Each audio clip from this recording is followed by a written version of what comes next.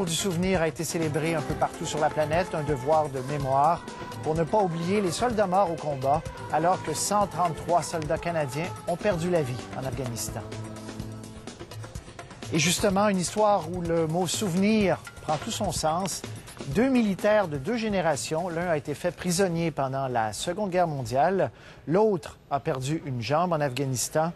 Guylaine Bussière nous présente leur rencontre. Je reste dans ma chaise ou je peux... Le sergent Étienne Aubé, 28 ans. Il a perdu une jambe en Afghanistan en juillet dernier.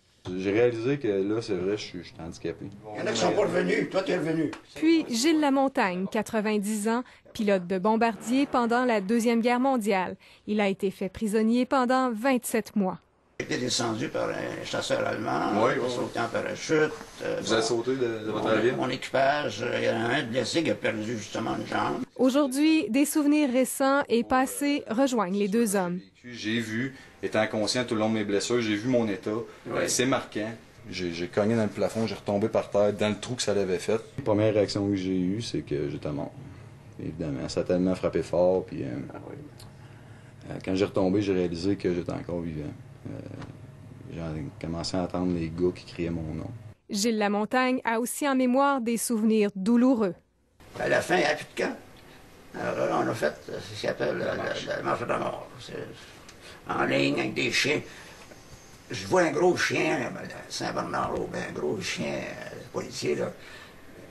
Ça me flash. 2 ans, quasiment pas sans se laver, c'est pas drôle, là. Mais on est ici. Les deux hommes tentent aussi de comparer ces deux guerres. C'est deux contextes différents, mais il y a des choses qui se rapprochent pareil dans l'expérience. Moi, je dis souvent à mes collègues, les vétérans, là, je dis, écoutez, là, nous autres, on fait la guerre, OK.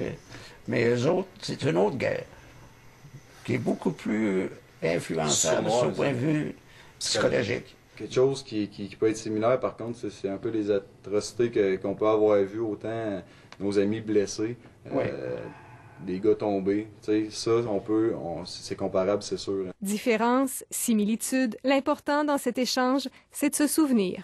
On se rappelle des gars qu'on a perdus, des frères d'armes, moi, je pense à tous les jours. Tu sais, j'ai pas besoin d'un jour de souvenir. Félicitations. C'est un honneur pour moi aussi de vous rencontrer. Voilà que le mot « frère d'armes » prend tout son sens. Guylaine Bussière, Radio-Canada, Québec.